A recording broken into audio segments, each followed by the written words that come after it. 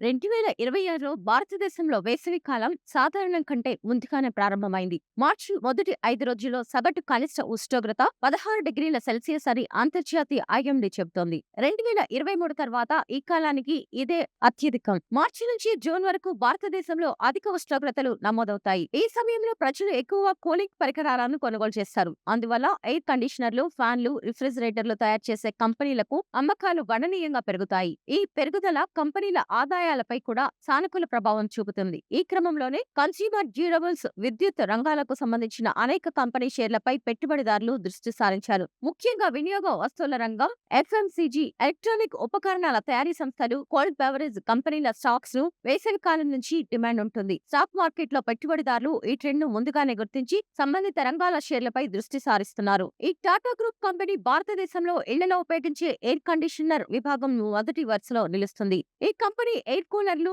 వాణిజ్య శీతలీకరణ వ్యవస్థలను కూడా తయారు చేస్తుంది. ఈ వేసవిలో ఎయిర్ కండిషనర్లకు పెరిగిన డిమాండ్ నుంచి కంపెనీ అత్యధిక లాభాలను గడించే అవకాశం ఉంది. శుక్రవారం కంపెనీ షేర్లు 0.3% తగ్గి రూ. 1479 వద్ద ముగిశాయి. ఈ కంపెనీ గృహ అవసరాలకు వినియోగించే ఏసీలు, అలాగే సెంట్రల్ ఎయిర్ కండిషనింగ్, వాణిజ్య శీతలీకరణ అవసరాలతో ప్రత్యేకత కలిగి ఉంది. ఇది పెద్ద ఎత్తున ప్రాజెక్టులు, దేశీయ ఏసీ మార్కెట్లలో ఎక్కువ ప్రజాదరణ పొందింది. శుక్రవారం కంపెనీ స్టాక్ 0.44% పెరిగి 1955 వద్ద ముగిసింది. సింఫనీ లిమిటెడ్ ఈ కంపెనీ ఎయిర్ కూలర్ విభాగంలో ప్రపంచ అగ్రగామిగా పరిగణించబడుతుంది. పెరుగుతున్న ఉష్ణోగ్రతలు, విద్యుత్తో ఆదా చేయవలసిన అవసరం కారణంగా ఎయిర్ కూలర్లకు పెరుగుతున్న డిమాండ్ నుంచి కంపెనీ ప్రయోజనం పొందవచ్చు. కంపెనీ మొత్తం ఆదాయంలో దాదాపు 97% ఎయిర్ కూలర్ అమ్మకాల నుంచి వస్తుంది. శుక్రవారం కంపెనీ స్టాక్ 0.18% పెరిగి రూ. 761 వద్ద ముగిసింది. Havells India company Lloyd brand ను కలిగి ఉంది. ఎయిర్ కండిషనర్లు, ఫ్యాన్లు, ఇతర గృహోపకరణాల తయారీలో